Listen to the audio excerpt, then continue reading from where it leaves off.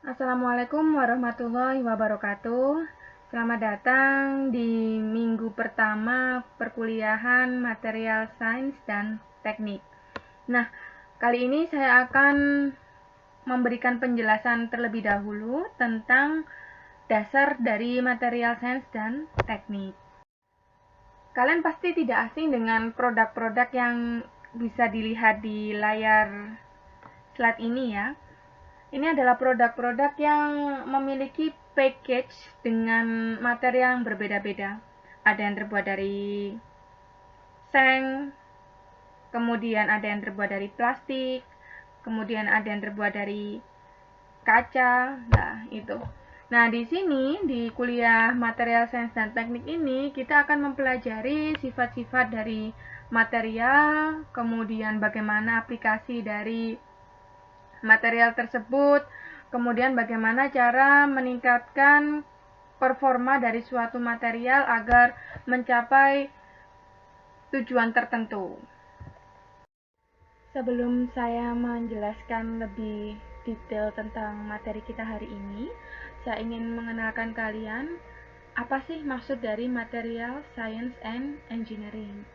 Jadi material science and engineering ini sebenarnya berasal dari dua pengertian yang cukup berbeda ya. Untuk material science itu maksudnya adalah melihat atau menginvestigasi hubungan antara struktur dan sifat dari suatu material. Sementara kalau untuk materials engineering itu maksudnya adalah dari material yang sudah ada, kita ini berusaha untuk merancang atau juga merekayasa dari struktur material, dari struktur sebuah material seperti itu, kemudian untuk menghasilkan properties atau menghasilkan sifat yang diinginkan. Nah, sementara kalau kita tinjau dari perspektif fungsinya, maka seorang saintis di bidang material itu dia uh, akan memiliki tugas seperti itu ya, untuk mengembangkan atau mensintesis material baru. Nah, sementara untuk materials engineer atau atau engineer di bidang material, insinyur di bidang material seperti itu ya.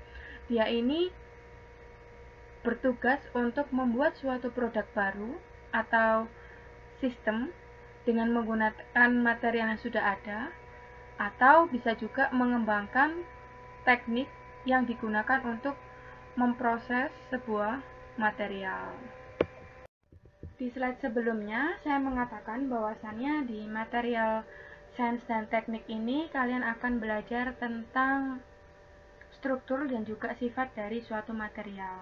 Nah, struktur dari suatu material itu biasanya berhubungan dengan penyusunan dari komponen internalnya, di mana komponen internalnya itu terdiri dari subatom, kemudian ada atom, mikroskopik dan makroskopis ya. Oke, kita bahas satu persatu. Untuk subatom itu merupakan partikel yang paling kecil ya, dan bahkan lebih kecil daripada atom. Dan di dalam subatom ini terdapat elektron yang ada di dalam atom individu, dan juga ada interaksi dengan inti seperti proton maupun neutron. Kemudian ada atom. Atom itu merupakan struktur yang mencakup sekumpulan atom atau molekul yang saling berhubungan satu dengan yang lain. Kemudian untuk mikroskopis itu maksudnya adalah kelompok besar atom yang biasanya berkumpul secara bersama-sama. Dan yang terakhir makroskopis itu maksudnya adalah elemen struktural yang dapat dilihat dengan mata telanjang. Seperti itu.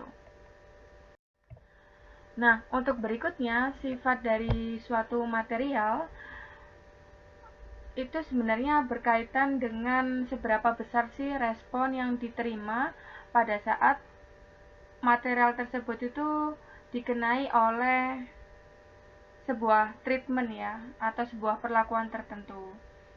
Jadi misalnya nih, ada sebuah spesimen, kemudian spesimen tersebut itu saya beri perlakuan, misalnya saya pukul seperti itu, maka spesimen tersebut itu akan mengalami perubahan bentuk ya, atau mengalami deformasi. Nah, deformasi tersebut itu bisa menunjukkan sifat dari suatu material, gitu ya. Apakah materialnya tersebut itu lunak ataukah getas, gitu ya. Kalau lunak itu berarti pada saat kita pukul itu dia tidak menunjukkan kecenderungan untuk patah seperti itu ya. Tapi kalau untuk material getas, pada saat kita pukul materialnya itu langsung patah. Nah, itu. Kemudian ada juga pada saat kita memoles lapisan logam, itu ternyata bisa menghasilkan atau bisa merefleksikan cahaya, gitu ya. Nah, kemudian sifat material ini itu tidak berkaitan dengan ukuran material dan juga bentuk dari material itu. Hampir semua sifat penting dari material padat itu dapat dikelompokkan ke dalam 6 kategori yang berbeda. Ada sifat mekanik, listrik, thermal, magnet, optik, dan juga deteriorasi. Nah, untuk masing-masing sifat ini ada tipe rangsangan yang khas yang mampu memicu respon yang berbeda. Misalnya nih, sifat mekanik itu menghubungkan antara deformasi dengan beban atau gaya yang diberikan terhadap suatu material. Jadi pada saat material tersebut menerima suatu beban atau suatu gaya, itu dia pasti akan menunjukkan suatu respon. Nah, biasanya karakteristik ini itu dapat diwakili oleh nilai modulus elastisitas atau kekakuan, kemudian bisa lihat nilai kekuatan dan juga ketangguhannya. Berikutnya untuk sifat listrik. Nah, sifat listrik ini bisa dilihat dari parameter konduktivitas elektrik, kemudian konstanta dieelektrik, dan rangsangan yang diberikan kepada material. Untuk mengetahui sifat ini adalah dengan memberikan suatu medan listrik. Berikutnya yaitu sifat thermal dari suatu material padatan itu dapat direpresentasikan dengan menggunakan istilah kapasitas panas dan konduktivitas thermal. Berikutnya sifat magnet. Nah, sifat magnet ini menunjukkan suatu respon ya dari sebuah material terhadap penerimaan atau terhadap penerapan medan magnet. Kemudian sifat berikutnya ada sifat optik. Nah, sifat optik ini rangsangan yang diberikan kepada material tersebut adalah berupa rangsangan elektromagnetik atau radiasi cahaya, dan nilai yang bisa diacu ya untuk mengetahui sifat optik ini adalah indeks bias dan reflektivitas. Dan yang terakhir itu adalah sifat deterioratif. Nah, sifat ini itu berhubungan dengan reaktivitas kimiawi dari suatu material. Selain kita melihat bagaimana struktur dan sifat dari suatu material, terdapat dua komponen penting yang lain yang akan dipelajari ya di material science dan teknik ini, yaitu berkenaan dengan pemrosesan dan kinerja. Nah, kalau kita hubungkan antara keempat komponen itu tadi ya, ada struktur, sifat, pemrosesan, dan kinerja, maka struktur dari suatu material itu berhubungan dengan bagaimana material tersebut itu diproses atau dibuat, gitu ya. Nah, sementara performansi dari suatu material itu merupakan fungsi dari properties, fungsi dari sifatnya. Jadi sifat suatu material itu akan mempengaruhi performa dari material tersebut. Nah, di sini ada gambar 5 segitiga ya. Kita lihat di sini ada struktur, properties, processing, kemudian di atasnya ada performance. Nah, untuk material science itu dia akan menginvestigasi atau mencari hubungan antara struktur dan sifat material. Sementara kalau untuk materials engineering, itu fungsinya adalah untuk merancang sebuah struktur material untuk mendapatkan sifat khusus ya. Seperti itu. Nah, sifat khususnya itu kita sendiri yang menentukan. Jadi istilahnya kita merancang struktur material yang sudah ada, kemudian kita buat material tersebut sesuai dengan sifat yang ingin kita kehendaki. Itu ya. Jadi urutannya ada pemrosesan, kemudian struktur, kemudian struktur ini akan mencerminkan sifat, kemudian dari sifat ini dapat dilihat atau dapat diketahui bagaimana performanya. Ini adalah contoh dari prinsip yang sudah saya ceritakan di slide sebelumnya ya, tentang pemrosesan, struktur, sifat, dan performance. Nah, di gambar ini kita bisa lihat ada 3 material yang berbeda, dan dia itu memiliki transmisi cahaya yang berbeda-beda juga. Kalau kita lihat di yang sebelah kiri ini, material ini itu sangat transparan ya, jadi kita bisa melihat dengan jelas tulisan di bawah dari material ini. Kemudian yang di tengah itu sifatnya adalah tembus cahaya, karena cahaya itu bisa nembus material ini, tapi kita kurang bisa melihat dengan jelas apa yang tertulis di belakang dari material ini. Kemudian yang sebelah kanan ini namanya adalah material opak atau buram. Ini materialnya tidak bisa menembus cahaya, tidak bisa ditembus cahaya, dan juga tidak transparan ya, seperti itu. Nah, sebenarnya 3 material ini itu terbuat dari material yang sama, yaitu alumina atau Al2O3. Nah, tapi setiap material ini itu diproduksi atau diproses dengan menggunakan teknik pemrosesan yang berbeda. Jadi untuk yang material yang pertama ini, yang sebelah kiri, dia itu hanya tersusun atas single kristal, jadi satu kristal ya. Kemudian untuk yang material yang tembus cahaya ini itu tersusun atas banyak kristal atau polikristal. Nah, sementara untuk yang material opak ini, dia itu selain tersusun oleh kristal yang banyak, dia juga tersusun oleh pori-pori. Nah, jadi itu ya.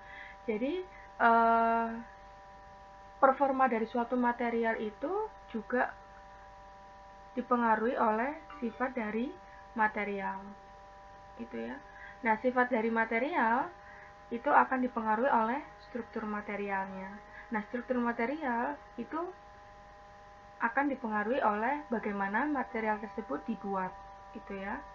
Nah, kalau misalnya kita itu melihat transmisi optik itu sebagai parameter utama untuk menilai suatu material, maka performansi dari setiap material ini pasti akan berbeda-beda, gitu ya. Nah, ini contoh yang lain ya, dari pemrosesan yang kita lakukan itu kita juga bisa mengubah struktur. Misalnya pengerolan dari baja. Jadi kita lihat di sini baja ini memiliki H1 ketebalan seperti ini, tapi setelah permukaan baja itu dikenai beban yang berputar, maka struktur yang ada di dalam baja ini berubah ya, menjadi lebih kecil-kecil dan sangat rapat. Nah, ini. Jadi struktur itu menentukan sifat. Nah, tetapi pemrosesan itu menentukan struktur. Oke. Nah, kemudian kalau bisa saya jelaskan lagi secara detail ya.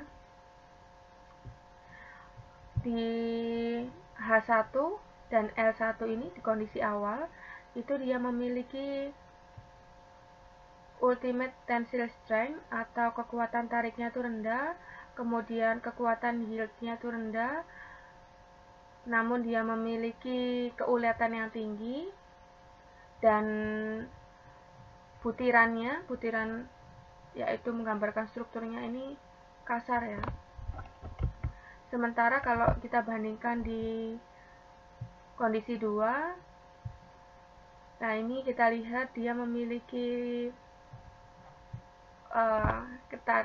UTS, Ultimate Tensile Strength, atau kuat tarik yang tinggi, kemudian yield strength, kekuatan yield yang tinggi, kemudian tapi keuletannya itu rendah ya, sehingga dia kemungkinan besar akan lebih cenderung mudah patah. Kemudian grainnya atau butirannya ini lebih rapat, lebih kecil. Ini adalah contoh yang lain yang menggambarkan hubungan antara struktur, kemudian ada processing, dan juga sifat. Nah, seperti yang saya jelaskan sebelumnya, bahwasannya properties atau sifat itu bergantung pada struktur dari material. Sebagai contoh, ini saya membandingkan kekerasan dari suatu material yang mengalami laju pendinginan yang berbeda-beda. Ini materialnya adalah baja. Jadi si baja itu akan dikenai pendinginan yang memiliki laju yang berbeda-beda. Jadi dari 0,01 derajat Celcius per second sampai ke 1000 derajat Celcius per second. Ternyata dengan laju yang berbeda-beda ini, itu materialnya juga akan memiliki struktur yang berbeda-beda. Struktur di A, B, C, dan D ini strukturnya juga beda-beda kan ya. Nah, struktur yang beda-beda ini akan mempengaruhi sifat kekerasannya. Terlihat bahwasannya semakin tinggi cooling rate-nya, maka hardness-nya ini akan semakin tinggi. Jadi bisa dikatakan juga bahwasannya pemrosesan atau pembuatan suatu material itu dapat mengubah struktur dari suatu material. Nah, berikutnya adalah contoh bagaimana suatu pemrosesan itu mempengaruhi sifat listrik. Ini saya ambil contoh dengan menggunakan material tembaga. Di sini kita lihat ada grafik. Ini ya, di sini ada pure CO, berarti ini 100% tembaga. Kemudian ada tembaga yang dicampur dengan pengotor, ada sekitar 1,12% Ni. Kemudian ada tembaga yang sudah mengalami deformasi, dicampur dengan 1,12% Ni. Dan selanjutnya dengan pencampuran Ni yang memiliki persentase yang semakin meningkat. Nah, terlihat bahwasannya dengan mencampurkan material lain atau material pengotor berupa nikel ini, ketahanan listriknya itu atau resistivitasnya semakin tinggi. Nah, ini kan contoh yang menggambarkan bahwasannya pemrosesan suatu material dapat mempengaruhi sifat dari material tersebut. Berikutnya adalah sifat thermal. Ini saya kasih contoh tentang pemanfaatan sifat thermal di dalam pesawat luar angkasa. Nah, jadi pesawat luar angkasa itu kan akan terbang dengan permukaan luar itu memiliki temperatur yang cukup tinggi, sehingga agar orang yang berada di pesawat luar angkasa itu merasa lebih nyaman, maka permukaan dari pesawat luar angkasa itu akan dilapisi dengan insulasi yang terbuat dari serat silika. Nah, kenapa kok kita menggunakan serat silika? Karena serat silika ini merupakan material dengan konduktivitas panas yang rendah. Jadi panas yang ada di luar badan pesawat itu tidak bisa masuk ke dalam ruang pesawat. Nah, kalau kita ingin memperbaiki sifat thermal, itu kita bisa melakukan penambahan suatu material. Itu ya, misalnya kita itu pengen menurunkan konduktivitas thermal dari koper atau dari tembaga ini ya. Jadi caranya itu adalah dengan menambahkan persentase dari seng. Jadi kalau kalian lihat dari grafik ini terlihat bahwasannya semakin besar persentase seng, maka konduktivitas thermal dari koper itu akan semakin menurun. Berikutnya yaitu sifat magnetik. Nah, untuk sifat magnetik ini itu juga sebenarnya bisa diperbaiki ya apabila kita melakukan modifikasi di pemrosesannya. Ini saya ambil contoh di penyimpanan magnetik. Penyimpanan magnetik itu bisa dijumpai dari ini ya, dari flash disk yang kita gunakan, kemudian hard disk. Nah, itu dia memanfaatkan prinsip penyimpanan magnetik ini. Jadi, prinsipnya adalah data kita itu yang tersimpan di dalam hard disk atau flash disk itu akan dimagnetisasi ya, sehingga nanti di dalamnya ini data-datanya itu akan mudah diolah seperti itu, yang nantinya setelah dimagnetisasi ini datanya itu akan mudah dibaca. Nah, agar untuk mempermudah magnetisasi ini, maka kita itu perlu melakukan penambahan unsur lain. Misalnya dalam hal ini adalah silikon. Nah, silikon ini juga bisa ditambahkan. Misalnya ini saya melihat dengan penambahan 3% silikon ke dalam Fe atau ke dalam besi itu bisa memperbaiki sifat magnetisasi. Berikutnya yaitu sifat deterioratif. Sifat deterioratif itu adalah sifat yang menunjukkan suatu material itu mengalami penurunan kualitas yang diakibatkan karena sejumlah reaksi kimia yang terjadi selama penggunaan material tersebut. Misalnya di sini ada gambar yang menunjukkan suatu komponen yang dia itu mengalami pembebanan terus-menerus dan juga terekspos oleh air asin. Nah, terlihat bahwasannya komponen ini menunjukkan retakan ya di permukaannya. Nah, gimana cara memperbaiki sifat ini? Kita bisa lakukan dengan cara perlakuan panas. Jadi, perlakuan panas ini dapat memperlambat kecepatan retakan dari suatu material. Kita bisa lihat dari grafik ini ya. Di sumbu X ini ada increasing load, istilahnya bebannya itu semakin meningkat.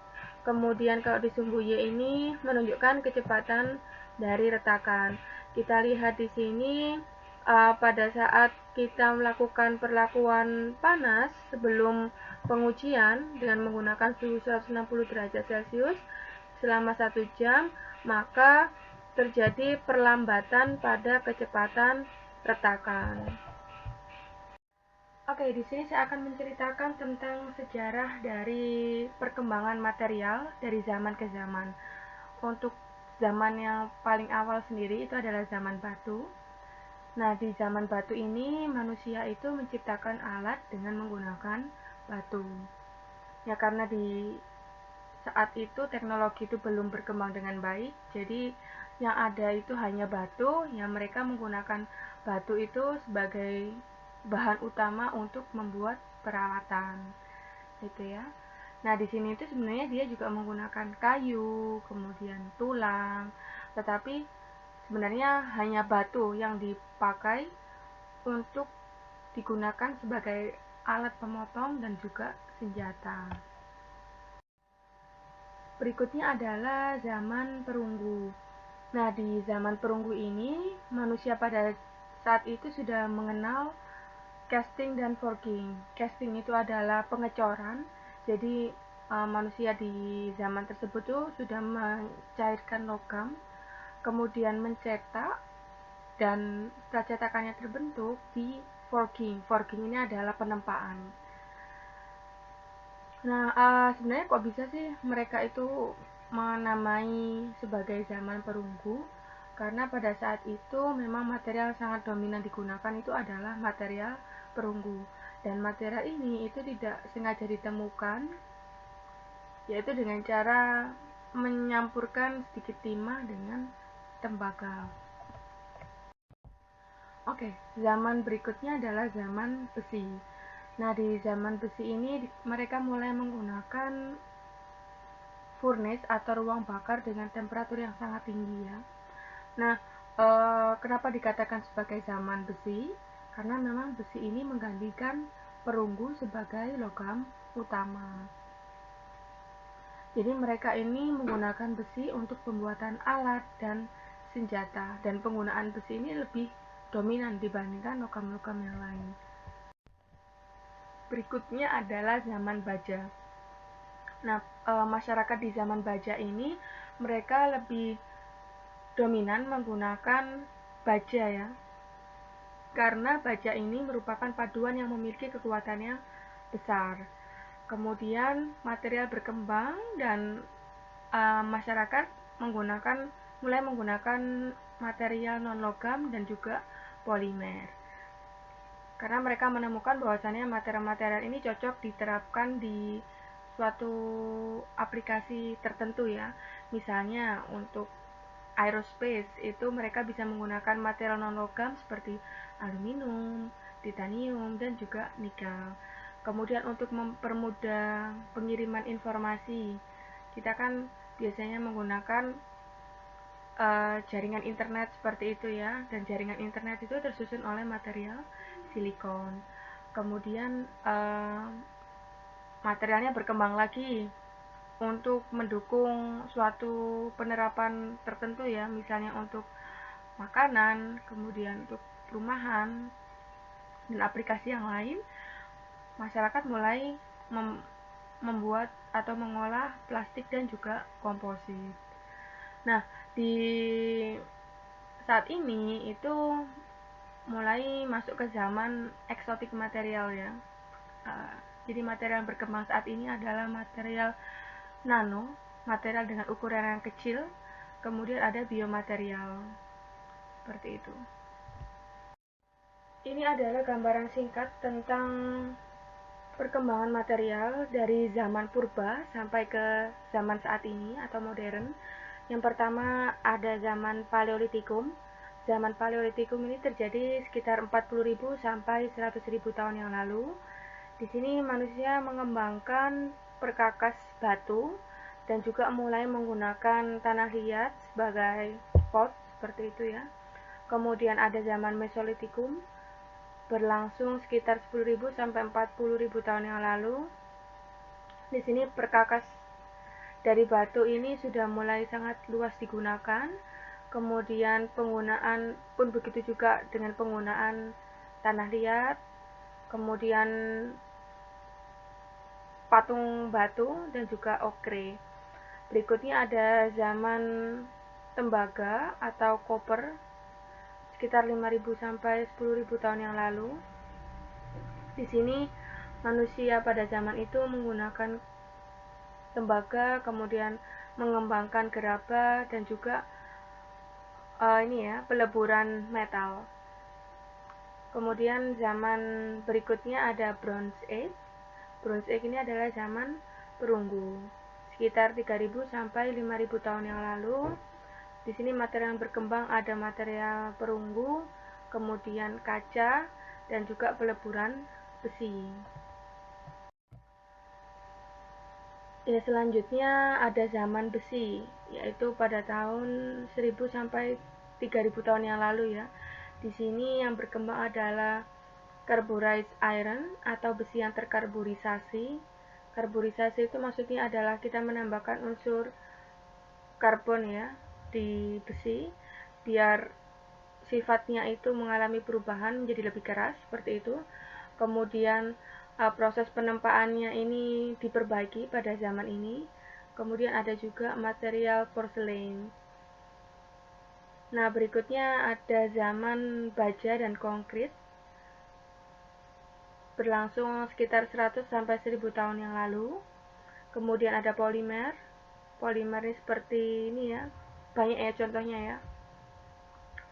Salah satu contohnya itu misalnya plastik, yaitu polimer. Itu mulai dikembangkan di awal tahun 1900-an. Kemudian ada silikon pada tahun 60, sekitar tahun 60-an. Dan pada saat ini adalah zaman bio dan nanomaterial. Jadi dari gambaran singkat tentang perkembangan material dari satu zaman ke zaman yang lain, ternyata memang suatu material itu dapat menjelaskan suatu komunitas. Ini adalah terminologi yang biasanya digunakan dalam menjelaskan suatu material ya. Ini lebih tepatnya adalah unitnya seperti itu. Di sini ada mil. Mil itu sama dengan 1/1000 inch atau sekitar 25,4 mikrometer. Kemudian mikrometer ini itu bisa dituliskan sebagai 1 μm gitu ya, atau sekitar 1 dibagi 1 juta meter. Nah, kemudian ada unit yang lain yaitu angstrom. Angstrom ini merupakan 1 dibagi dengan 10⁹ meter. Nah, penulisannya yaitu 1A, kemudian atasnya dikasih tanda bulat seperti ini. Nah, kemudian kalau kita bandingkan 1 mikrometer itu seberapa sih? Nah, ini perbandingannya adalah dengan menggunakan rambut kita. Nah, rambut kita itu sekitar 100 mikrometer ukurannya. Ini adalah perbandingan ukuran dari benda natural dan benda yang dibuat oleh manusia. Kita lihat di sini ukurannya ada bermacam-macam ya, mulai nanometer, kemudian ada mikrometer, milimeter, dan juga meter. Nah, untuk benda natural ini perkembangan ilmunya itu dimulai dari penemuan DNA ya. Kemudian berkembang lagi menjadi penemuan benda yang lebih besar, misalnya ada sel darah merah, kemudian berkembang lagi menjadi penyusun penyusun makhluk hidup. Kita lihat ada lebah, kemudian berkembang lagi ke makhluk hidup yang ukurannya lebih besar, seperti kucing. Nah, sementara kalau untuk di benda yang dibuat oleh manusia ini berkembangnya malah ke arah yang lebih kecil lagi, miniaturization seperti itu ya. Oke, misalnya di awal itu benda-benda itu tersusun oleh benda-benda yang ukurannya besar ya, cukup ya normal lah seperti itu. Kemudian berkembang lagi menjadi mikroelektronik, kemudian ada lagi mikroelektromechanical system atau MEMS, kemudian berkembang lagi ke ukuran lebih kecil, yaitu misalnya ini ya, perkembangan atau develop dari material silikon. Oke, berikutnya akan saya jelaskan tentang sifat bahan teknik secara detail. Yang pertama ada sifat mekanik ya. Nah, sifat mekanik itu merupakan sifat yang menunjukkan kemampuan suatu bahan untuk menerima beban atau gaya atau energi tanpa menimbulkan kerusakan pada bahan tersebut atau pada material tersebut. Nah, jika suatu bahan itu memiliki sifat mekanik yang baik, tetapi dia tuh punya kelemahan di sifat yang lain, maka kita tuh bisa memperbaiki material tersebut, gitu ya. Misalnya nih, saya ambil contoh baja. Baja itu memiliki sifat mekanik yang cukup baik, tetapi ternyata dia itu mempunyai sifat yang tidak tahan korosi. Nah, untuk memperbaiki sifat yang tidak tahan korosi ini, maka pada saat menggunakan baja, kita bisa mengecat permukaannya untuk mencegah terjadinya korosi. Kemudian sifat mekanik itu ada beberapa jenis ya. Yang pertama ada kekuatan atau strength. Kekuatan ini menunjukkan kemampuan bahan untuk menerima tegangan tanpa menyebabkan bahan itu menjadi patah. Kemudian ada kekerasan. Kekerasan itu adalah kemampuan bahan untuk tahan terhadap pengoresan, kemudian pengikisan, dan juga penetrasi. Berikutnya adalah kekenyalan atau elasticity. Sifat ini menunjukkan kemampuan suatu material untuk menerima tegangan tanpa mengakibatkan terjadinya perubahan bentuk yang permanen setelah tegangannya dihilangkan. Nah, kemudian ada sifat kekakuan.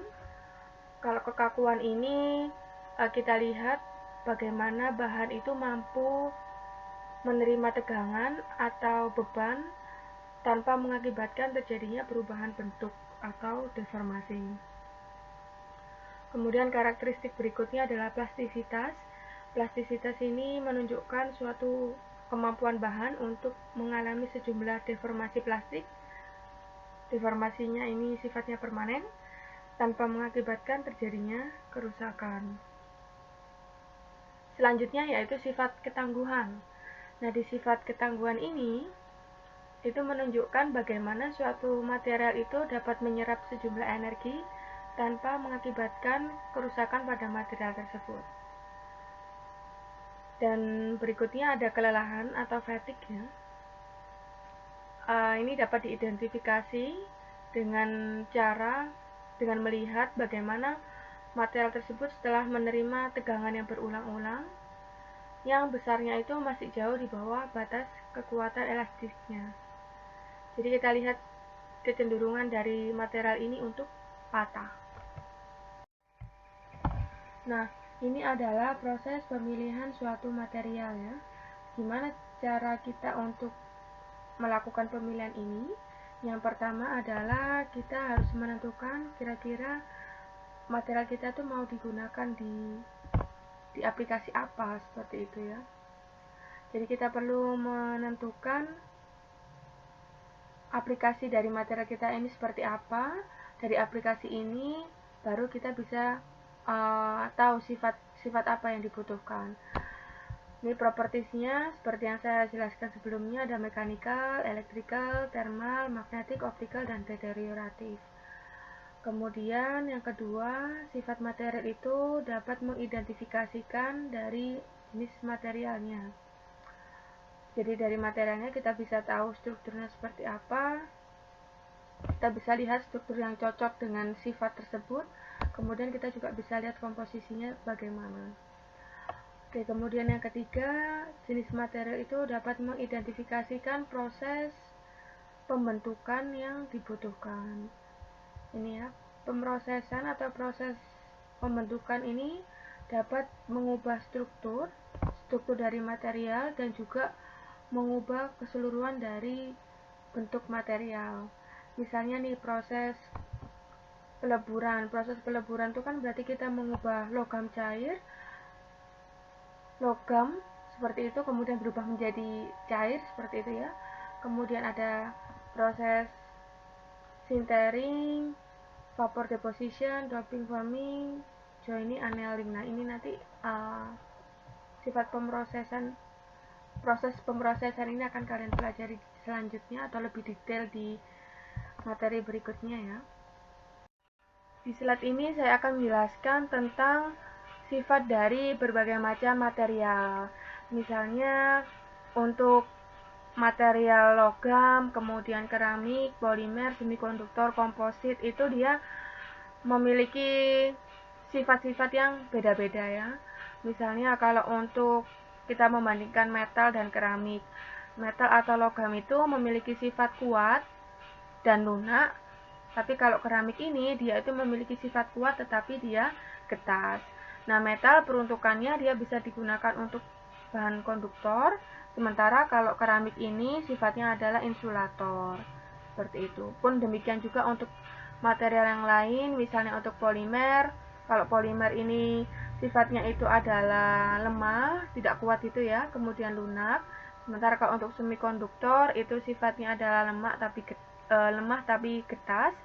Untuk penggunaannya, polimer bisa digunakan sebagai insulator, kemudian semikonduktor bisa digunakan sebagai semikonduktor. Maksudnya adalah dia memiliki sifat konduktor dan juga insulator.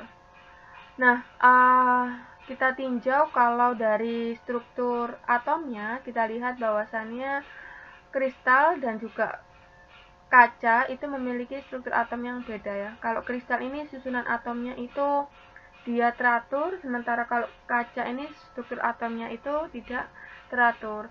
Sehingga apa? Sehingga sifat dari kedua material ini pun juga berbeda. Nah, berikutnya ya, kenapa kok bisa sih antara masing-masing material itu punya sifat yang beda-beda? Karena dia juga memiliki struktur yang beda-beda ya. Misalnya kalau logam, dia itu memiliki ikatan logam, kemudian disusun atas atom logam, dan awan elektronnya itu bergerak bebas. Kalau awan elektron itu bergerak bebas, maka dia pasti memiliki konduktivitas yang tinggi, kemudian sifat termal yang bagus, dan dia tidak tembus cahaya. Kemudian untuk material polimer. Nah, material polimer ini ikatannya juga beda dengan logam. Ini sifatnya adalah ikatan kovalen dan van der Waals, kemudian disusun atas senyawa organik dan membentuk rantai panjang. Nah, adanya rantai panjang ini itu menyebabkan ukuran molekulnya itu besar, tapi dia ringan dan juga fleksibel. Sementara untuk material keramik, kita lihat dia itu merupakan gabungan logam dan juga non-logam. Sementara itu untuk ikatannya, ikatan ionik dan kovalen, dan senyawanya itu adalah senyawa oksida. Nah, adanya senyawa oksida ini menyebabkan keramik tahan suhu tinggi, kemudian dia itu keras dan juga getas, jadi mudah patah, dan dia ini merupakan isolator panas listrik. Nah, saat ini itu kita sering mendengar yang namanya material canggih ya. Nah, material canggih itu apa aja sih? Material canggih itu yang sedang dikembangkan ini ada banyak ya. Ada komposit, kemudian ada semikonduktor, material cerdas, kemudian ada biomaterial dan nanoteknologi. Yang dimana masing-masing ini itu memiliki peruntukan yang berbeda-beda. Tujuan dari mata kuliah ini itu adalah untuk membuat teman-teman di sini tuh sadar pentingnya pemilihan suatu material. Jadi yang pertama itu adalah harapannya kalian bisa menggunakan material yang tepat yang akan digunakan dalam suatu aplikasi tertentu. Jadi pertimbangannya itu bisa dilihat dari sisi ekonomis dan juga greenness-nya ya, atau material yang ramah lingkungan seperti itu. Kemudian yang kedua, memahami betul bagaimana hubungan antara properties atau sifat, struktur, dan juga pemrosesan. Dan yang terakhir adalah mengenal peluang perancangan baru yang mungkin bisa dikembangkan ya dari pemilihan suatu material. Oke, terima kasih teman-teman atas perhatiannya, dan saya harap kalian paham dari materi pertama ini ya, yaitu materi pengenalan.